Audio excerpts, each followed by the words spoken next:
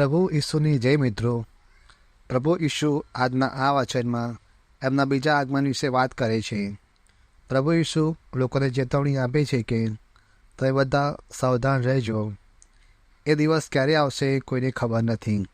એ દિવસ અચાનક જ આવી જશે. આપણે જાગતા રહેવાનું કહે છે, એટલે આપણે પાપની પાછળ ના પડ્યા રહીએ અને ઈશ્વરમય જીવન જીવીએ, એમની સ્તુતિ આરાધના કરીએ. કેમ કે જ્યારે પ્રભુ ઈસુ આવશે એટલે બધાનો ન્યાય કરશે, અને જે પાપી ઠરશે તે બધાને સજા આપવામાં આવશે, અને જે લોકો નિર્દોષ ઠરશે તે બધાને ઈશ્વરના રાજ્યમાં પ્રવેશ મળશે. આજનો વિડીયો આપણે અહીં શરૂ કરીએ છીએ.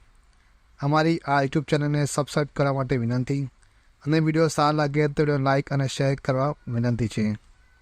તો ચાલો આપણે આજનું વાંચન શરૂ કરીએ. પ્રભુ ઈસુનું વચન સંત લોકકૃત શુભ સંદેશ અધ્યાય 21 કડી 34-36. તમે સાવધ રહેજો.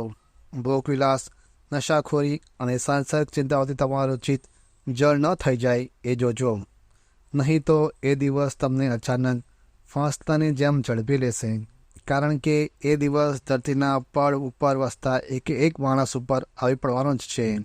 એટલે તમે જાગતા રહેજો અને સતત પ્રાર્થના કરતા રહેજો કે તમે આ બધી બનનારી બાબતોમાંથી સલામત પાર ઉતરો અને માનવ પુત્ર સન્મુખ વિશ્વાસપૂર્વક ઊભા રહી શકો.